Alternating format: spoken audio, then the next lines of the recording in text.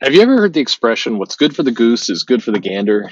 The idea, it's an old, okay, boomer, yeah, that is one of those kinds of expressions. But the idea is that if you're going to be fair, then the same rules need to apply to everyone. That what's true over here is also what's true over there. That you can't change the goalposts. You can't have one set of standards for one person, one set of standards for the other.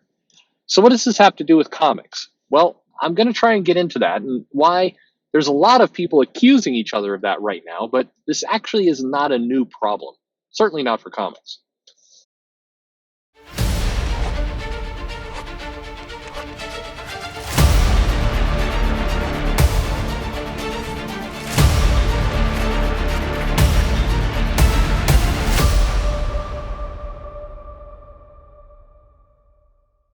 Hey, everybody, this is Perch.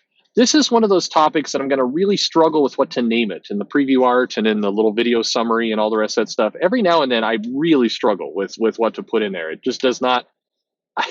I'm talking about some complex, kind of maybe more cultural problem or situation or opportunity or whatever it might be. And it doesn't, it just, I would be a terrible clickbait writer. That much is clear. I do not belong at, Vox or any of these sites. I'm terrible at it.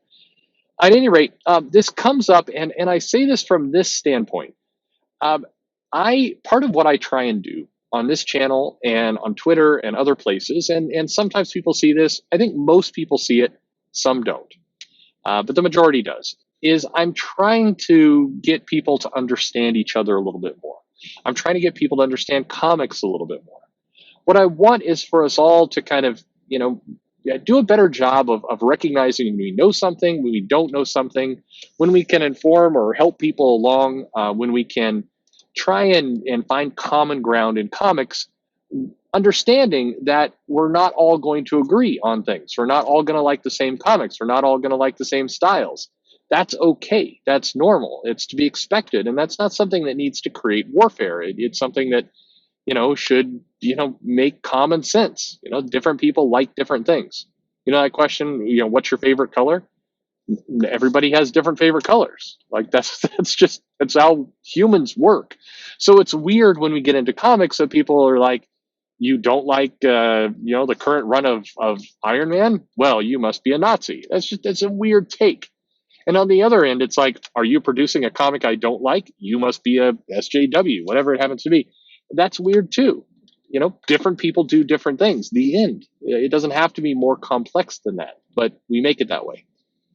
But one of the things that it really got to my attention, I did a video recently about pricing and about how pricing in comics, from my perspective, is too expensive. And I say that from a perspective of because there, you can't just make a statement like that. There needs to be some qualifiers. If you want to go for mass market sales, meaning increase sales, get comics into the hands of more people, open up some of these new markets for different age groups, especially kids and other places, then the price point is out of whack. The price point does not match that goal.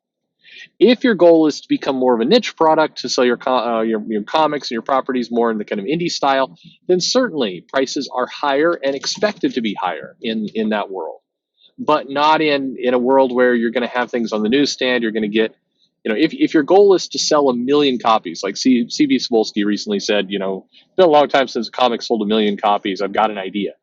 Well, part of that idea needs to be finding a price point that matches selling 1 million copies, because at $3.99, $4.99, it's a much harder hill to climb. Doesn't mean you can't do it. Just means the market isn't there for it yet. So this is something I believe, and a lot of people believe. When I created this alias and started talking on Twitter, a lot of people from quote unquote Comicsgate said prices were too high. I had a lot of agreement there, I find alignment on that topic. But you fast forward a year later, and there's more and more crowdfunding, and the crowdfunding's coming out at around $25 to $40 for some issues by unknown creators. I'm not talking about the big name stuff like what a Jimmy Palmiotti or an Ethan Van Sciver, or people who are known entities. I'm talking about more of the independents. That price point is super tough. At $25, it doesn't fit. But when people complained about it, Like when I could play, I said this price point isn't going to match the market. Exact same phrasing as what I said about the mass market. I had a lot of people come in and go, "Hey, shut up!" That's you have no right to complain, you lousy person. Shake fist in air. And so I get back to the what's good for the goose is good for the gander. If we're talking about pricing and how to support comics, how to grow the business and everything else, yes, of course, there are people who will pay for anything. But if our goal is to, increase the overall umbrella, then the people doing the crowdfunding needs to be able to look at this analytically and logically, just like the big publishers do. It's all pricing. It all matters. I think that's an important thing we have to do. But I mentioned at the beginning, this isn't necessarily new. Comics has always had a bit of a hypocrisy problem, like almost everything in life. And you can look back to kind of a number of different circumstances dating back to how Marvel and DC, both the creators and the publishers and the fans, would behave.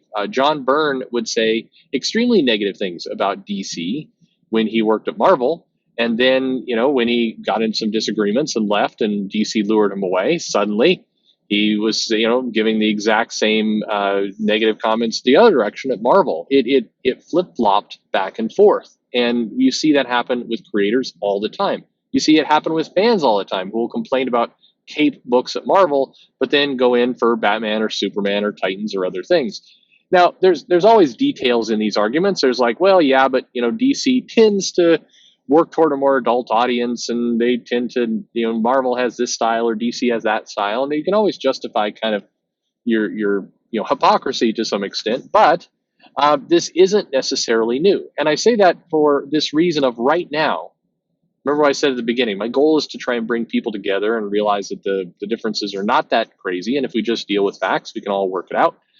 Right now, there's a lot of comments that I see creators and fans both make about how this current time, this current moment in comics is worse than ever before. The creators are not listening to the fans now. Well, I mean, the reality is there were bad creator fan interactions for decades. This is not new. There were plenty of stories at Comic Cons about creators flipping out and doing things. There's also plenty of stories about obsessive fans getting in the face of creators and saying crazy things. So a lot of people like to say, oh, those Comicsgate people came along. Well, I guess you could put a label on it now, but this behavior is not new. And we can all say, okay, it seems louder now. It might be. Social media is allows this stuff to get broadcast quicker and easier and increases the volume. But the behavior was always there. We can say that their creators were this or that, but again, there were professional creators, there were wacky creators, or creators who were mostly professional, but every now and then lost their minds. That has always existed, and there's always somewhat of a thin-skinned attitude around, things like pricing, things like distribution. The whole Heroes World debacle that went on in the '90s with Marvel was an example of lots of people, retailers and others, said, "I think there's a problem here," and lots of attitude from Marvel of, go screw yourself. We got it, and they didn't have it, and so it's important to gain some perspective, because I think, and maybe I'm wrong about this, that life gets a whole lot easier to wrestle with and grapple with and solve and get to solutions if we don't always assume that we're dealing with some unprecedented, never happened before event. That maybe these things have happened before. Maybe this attitude has always existed. I guess it depends on your perspective. I told that to somebody once, and they're like, well, that's a very depressing, fatalistic view of the world, that no matter how much we try, things are still going to be screwed up. I don't see it that way. I don't think it's depressing. I think it's real. I'd rather deal with reality than fiction. And the reality is we've had these problems before in all forms, and it's not new. And at the same time, back to my kind of old-fashioned boomer statement, what's good for the goose is good for the gander. I think we all live better and we have a happier comic environment if we're willing to live by the same rules that we apply to other people. I see a lot in this whole professionalism of creators and professionalism of fans argument. I see both sides making a very aggressive argument for the other while not following their own advice. Creators who talk about, angry Nazis in my mentions and this kind of stuff have no problem saying pretty outlandish stuff to fans themselves. Fans who talk about, bad behavior of creators seem to have no problem saying, my wall is closed to you, you effing cuck. This kind of stuff. It's not, you know, and yes, I understand people are quick to say, well, yeah, but creators are paid to do that job, and we as fans are just fans. It's not the same. Yeah, but good behavior is good behavior wherever it happens to be. And if I'm going to question pricing on one end, I'm going to question pricing on the other end. If we're going to look for a solution in one place, we're going to look for a solution in the other place too. It's not an either or, it's a both.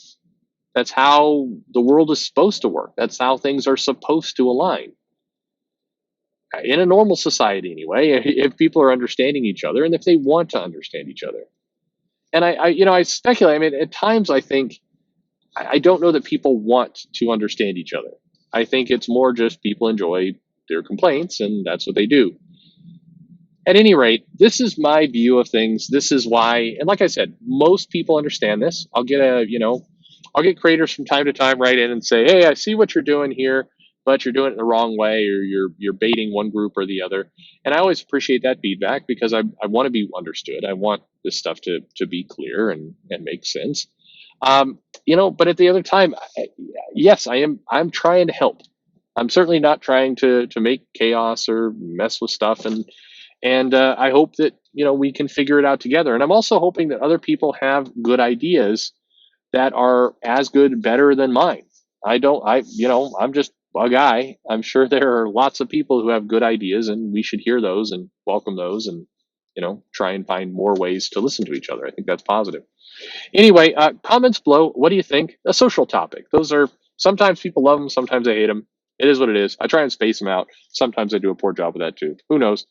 At any rate, leave your comments below. Let me know your thoughts on the matter. Fair is fair. At least that's the way I try and be as much as I can. Like, subscribe, recommend to friends if you can. Follow me on Twitter at Comic Perch, and thanks for listening.